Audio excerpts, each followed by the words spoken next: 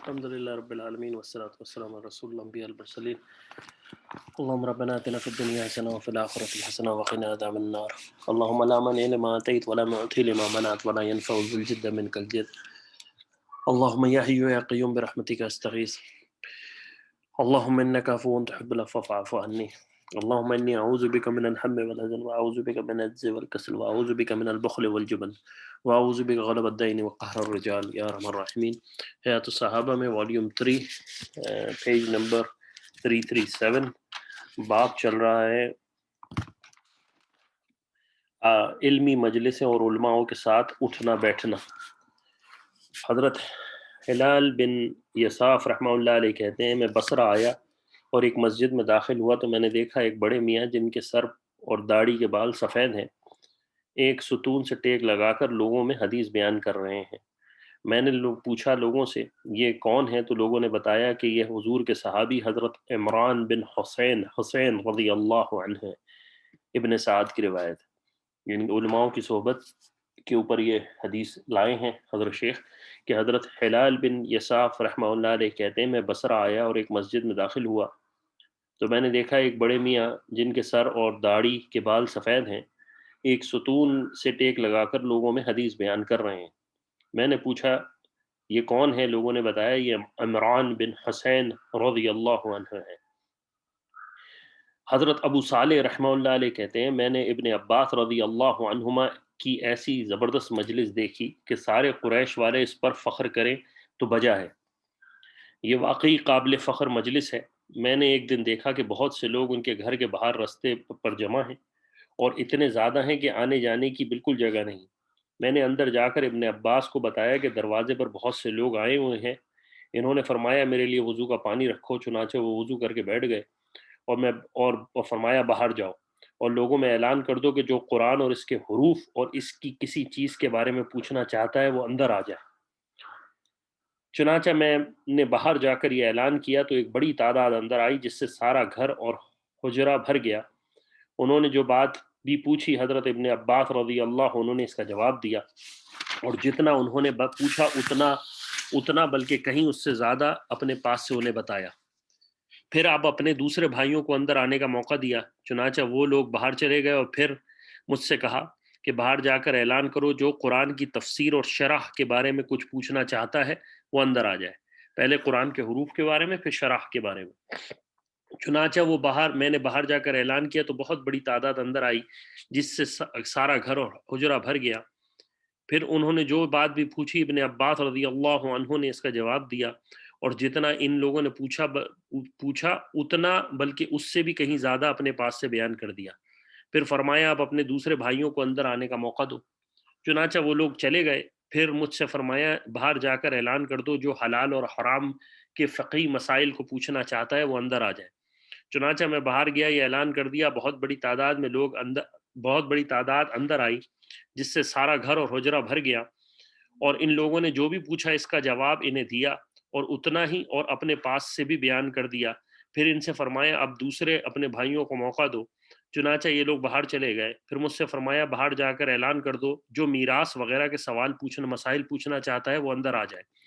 چنانچہ میں نے باہر جا کر اعلان کر دیا تو بہت بڑی تعداد میں لوگ اندر آئے جس سے سارا گھر حجرہ بھر گیا اور ان لوگوں نے بھی پوچھا اور ابن عباس رضی اللہ عنہ نے اس کا جواب دیا اور اتنا ہی اور اپنے پاس سے بیان کر دیا. یعنی جتنا پوچھا اس سے بھی زیادہ بیان کر دیا. پھر فرمایا آپ اپنے دوسرے بھائیوں کو موقع دو. چنانچہ وہ لوگ باہر چلے گئے. پھر فرمایا اعلان کر دو جو عربی لغت اور اشعار اور انوکھے کلام کے بارے میں پوچھنا چاہتا ہے وہ اندر آ جائے. میں نے اعلان کر دیا جس پر بڑی تعداد اندر داخل ہوئی جس سے سارا گھر اور حجرہ بھر گیا. ان لوگوں نے جو بات بھی پوچھی اس کا حضرت ابن عباس رضی اللہ عنہ نے جواب دیا اور اتنا ہی اپنے پاس سے بیان کر دیا. اور سارے قریش حضرت ابن عباس رضی اللہ عنہ کی اس مجلس پر فخر کریں تو انہیں فخر کرنے کا حق پہنچتا ہے کہ میں نے اس جیسا منظر کہیں اور نہیں دیکھا. ابو نعیم کی روایت. حضرت ابن مسعود رضی اللہ عنہ فرماتے ہیں نے فرمایا بہترین مجلس وہ ہے جس میں حکمت کی باتیں بیان کی جائیں. طبرانی. دوسری روایت میں یہ الفاظ ہیں کہ بہترین مجلس وہ ہے جس میں خوب حکمت کے موتی بکھیرے جائیں اور رحمت خداوندی کی پوری امید ہو کیونکہ اس میں ایسے اعمال کیے جاتے ہیں کہ جس کی وجہ سے اللہ کی رحمت نازل ہوتی ہے۔ ابن عباس رضی اللہ عنہ، ابن مسعود رضی اللہ عنہ فرماتے ہیں متقی لوگ سردار ہیں اور فقی لوگ امت کے رہنما۔ متقی لوگ، تقوی جن کا اختیار ہے، وہ لوگ سردار ہیں، اور فقی لوگ امت کے رہنما یعنی ان کو رستہ دکھانے والے، اور ان کے ساتھ بیٹھنے سے علم اور عمل میں اضافہ ہوتا ہے۔ ابو جحیفہ رحمہ اللہ علیہ نے فرمایا قیمتی اور کارآمد نصیحت کے طور پر یہ کہا جاتا تھا کہ بڑی عمر والوں کے پاس بیٹھا کرو اور علماؤں سے دوستی لگاؤ اور حکمت والے سمجھدار لوگوں سے میل جول رکھو۔ ابو دردہ رضی اللہ عنہ فرماتے ہیں آدمی کی دینی سمجھ رکھنے کی ایک نشانی یہ ہے کہ اس کا چلنا اور آنا جانا علم والوں کے پاس ہو، یعنی علم کے پاس وہ اٹھتا بیٹھتا ہو۔ ایک روایت میں مزید الفاظ ہیں کہ اس کا بیٹھنا بھی علم ان کے ساتھ ہو۔ علمی مجالس کا احترام اور اس کی تعظیم۔ ابو حاتم رحمہ اللہ علیہ کہتے ہیں حضرت سہل اپنی قوم کی مجلس میں حضور علیہ الصلوۃ والسلام کی حدیثیں بیان کر رہے تھے۔ کچھ لوگ آپس میں ایک دوسرے کی طرف متوجہ ہو کر باتیں کرنے لگے۔ انہیں غصہ آ گیا اور فرمایا میں انہیں حضور کی وہ حدیثیں سنا رہا ہوں جنہیں میری آنکھوں نے دیکھا اور میرے کانوں نے سنا، اور میں یہ دیکھ رہا ہوں کہ یہ لوگ آپس میں ایک دوسرے کی طرف متوجہ ہیں اور حدیث نہیں سن رہے۔ غور سے سنو، اللہ کی قسم اب میں تمہارے درمیان میں سے چلا جاؤں گا اور کبھی بھی تمہارے پاس واپس نہ آؤں گا۔ میں نے ان سے پوچھا آپ کہاں چلے جائیں گے؟ انہوں نے کہا میں اللہ کے راستے میں جہاد کرنے چلا جاؤں گا۔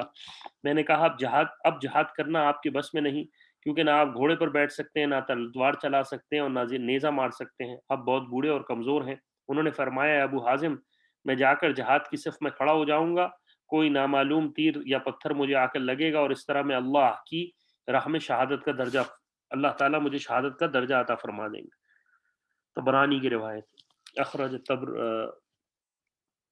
اور حیثمی نے بھی اس کو روایت کیا ہے۔ ابو امامہ رضی اللہ عنہ فرماتے ہیں قریش کا ایک جوان حضور علیہ الصلوۃ والسلام کی خدمت میں آ کر کہنے لگا یا رسول اللہ مجھے زنا کی اجازت دے دیں۔ یہ بہت سخت کلام تھا، علماء اور طلباء کے آداب کے اوپر باب ہے۔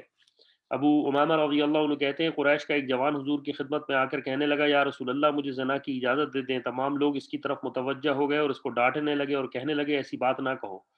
حضور نے فرمایا ذرا قریب آ جاؤ۔ وہ قریب آیا۔ حضور نے فرمایا تم زنا کو اپنی ماں کے لیے پسند کرتے ہو؟ انہوں نے کہا بالکل، اس نے کہا بالکل نہیں۔ آپ نے فرمایا اللہ کی قسم اللہ مجھ پر اللہ کی قسم آپ مجھے آپ پر قربان کرے۔ حضور نے فرمایا نہیں، نہ ہی دوسرے لوگ اپنی ماں کے لیے پسند کرتے ہیں۔ پھر آپ نے فرمایا کیا تم اسے اپنی بیٹی کے لیے پسند کرتے ہو؟ یعنی کیونکہ اس نے زنا کی اجازت مانگی تھی تو اللہ کے رسول نے اس کو ایک ایک رشتے کا حوالہ دیا، اور آپ نے کہا کہ کیا تم اپنی بیٹی کے لیے پسند کرتے ہو؟ اس نے کہا نہیں، بالکل نہیں، اللہ کی قسم یا رسول اللہ اللہ مجھے آپ پر قربان کرے۔ حضور نے فرمایا اور نہ ہی اور لوگ اسے اپنی بیٹیوں کے لیے پسند کرتے ہیں، یعنی اور لوگ بھی نہیں چاہتے کہ ان کی بیٹیوں کے ساتھ زنا کیا جائے۔ پھر آپ علیہ الصلوۃ والسلام نے فرمایا کیا تم میں سے کیا تم اسے اپنی بہن کے لیے پسند کرتے ہو؟ اس نے کہا بالکل نہیں، اللہ کی قسم یا رسول اللہ اللہ مجھے آپ پر قربان کرے۔ حضور نے فرمایا اور نہ ہی دوسرے لوگ اسے اپنی بہنوں کے لیے پسند کرتے ہیں۔ پھر آپ علیہ الصلوۃ والسلام نے فرمایا کیا تم اسے اپنی پھوپھی کے لیے پسند کرتے ہو؟ اس نے فرمایا بالکل نہیں۔ آپ علیہ الصلوۃ والسلام نے فرمایا، اس نے کہا بالکل نہیں، اللہ کی قسم یا رسول اللہ اللہ مجھے آپ پر قربان کرے۔ حضور نے فرمایا نہ ہی دوسرے لوگ اپنی پھوپھیوں کے لیے پسند کرتے ہیں۔ پھر آپ علیہ الصلوۃ والسلام نے فرمایا کیا تم اسے اپنی خالہ کے لیے پسند کرتے ہو؟ اس نے فرمایا اللہ کی قسم یا رسول اللہ اللہ مجھے آپ پر قربان کرے، بالکل نہیں۔ اور اسی طرح آپ علیہ الصلوۃ والسلام نے فرمایا نہ دوسرے لوگ اسے اپنی خالہوں کے لیے پسند کرتے ہیں۔ پھر حضور علیہ الصلوۃ والسلام نے اپنے ہاتھ اس پر رکھ کر یہ دعا مانگی اللہ اس کے گناہ کو معاف فرما اور اس کے دل کو پاک فرما دے اور اس کی شرمگاہ کی حفاظت فرما۔ حضرت ابو امامہ رضی اللہ عنہ فرماتے ہیں حضور کے سمجھانے اور دعا کے فرمانے کے بعد اس جوان کی توجہ اس سے بالکل ہٹ گئی۔ احمد اور طبرانی کی روایت ہے۔ حضرت ابو امامہ رضی اللہ عنہ فرماتے ہیں رسول اللہ صلی اللہ علیہ وسلم جب کوئی ارشاد فرماتے تو اسے 3 مرتبہ کہتے تاکہ سننے والے اچھی طرح سمجھ لیں۔ حضرت شعبی رحمہ اللہ علیہ کہتے ہیں اما عائشہ رضی اللہ عنہما نے مدینہ والوں کے واعظ حضرت ابن ابی صائب رحمہ اللہ علیہ سے فرمایا 3 کاموں میں میری بات مانو ورنہ میں تم سے سخت لڑائی کروں گی۔ حضرت ابن صائب رحمہ اللہ علیہ نے عرض کیا وہ 3 کام کیا ہیں اے ام المومنین؟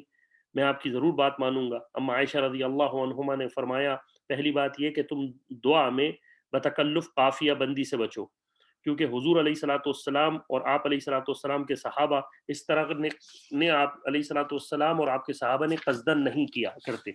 دوسری بات یہ کہ ہفتے میں ایک دفعہ لوگوں میں بیان کیا کرو، اور زیادہ کرنا چاہو تو 2 دفعہ، ورنہ زیادہ سے زیادہ 3 دفعہ کرو، اس سے زیادہ نہ کرو ورنہ لوگ اللہ کی کتاب سے اکتا جائیں گے۔ تیسری بات یہ کہ ایسا ہرگز نہ کرنا کہ تم کسی جگہ جاؤ اور وہاں والے آپس میں بات کر رہے ہوں اور تم ان کی بات کاٹ کر اپنی بیان شروع کر دو، بلکہ اپنی بات کرنے دو اور جب وہ تمہیں موقع دیں تو پھر بیان کرو۔ احمد اور حیثمی کی روایت ہے اور انتہا سے زیادہ اہم نصیحت ہے۔ حضرت شقیق بن سلمہ رحمہ اللہ علیہ کہتے ہیں حضرت عبداللہ بن مسعود رضی اللہ عنہ ایک دن ہمارے پاس تشریف لایا اور فرمایا، مجھے خبر مل جاتی ہے کہ آپ لوگ باہر بیٹھے ہیں، لیکن بعض دفعہ میں جان بوجھ کر آپ لوگوں کے پاس باہر نہیں آتا تاکہ میرے زیادہ بیانات اور زیادہ حدیثیں سنانے کی وجہ سے آپ لوگ اکتا نہ جائیں، کیونکہ حضور وعظ اور بیان میں ہمارا خیال فرماتے کہ تاکہ ہم اکتا نہ جائیں۔ حضرت عامش رحمہ اللہ علیہ کہتے ہیں ابن مسعود رضی اللہ عنہ کا ایک آدمی پر گزر ہوا جو ایک قوم پر وعظ کر رہا تھا۔ حضرت ابن مسعود رضی اللہ عنہ نے فرمایا، اے واعظ اور نصیحت کرنے والے، لوگوں کو اللہ کی رحمت سے نا امید نہ کرو۔ حضرت علی رضی اللہ عنہ نے فرمایا، میں تمہیں دین کی سمجھ رکھنے والا حقیقی عالم نہ بتاؤں؟ یہ وہ عالم ہے جو لوگوں کو اللہ کی رحمت سے نا امید نہ کرے اور نہ اللہ تعالیٰ کی نافرمانی انہیں کھلی چھٹی دے، اور نہ انہیں اللہ کی پکڑ سے بے خوف اور بے فکر کرنے ہونے دے، اور نہ قرآن کے علاوہ کسی اور چیز میں ایسا لگے کہ قرآن چھوٹ جائے، اور ایسی عبادت میں خیر نہیں جس میں دینی علم نہ ہو، اور اس دینی علم میں خیر نہیں جسے آدمی سمجھا نہ ہو یا جس کے ساتھ پرہیزگاری نہ ہو، اور قرآن کی تلاوت میں کوئی خیر نہیں جس میں انسان قرآن کے معنی اور مطلب میں غور و فکر نہ کرے۔ اللہ تعالیٰ مجھے اور آپ کو عمل کی توفیق عطا فرمائے۔ اللہ تعالیٰ ان نصیحتوں پر عمل کرنے کی توفیق عطا فرمائے، خیر کے ساتھ معاملہ فرمائے اور ہمارا خاتمہ ایمان پر فرمائے۔ وصلی اللہ تعالیٰ علی خیر خلقہ محمد وعلی آلہ وصحبہ اجمعین برحمتک یا ارحم الراحمین۔ جزاکم اللہ خیر و خیر الجزا۔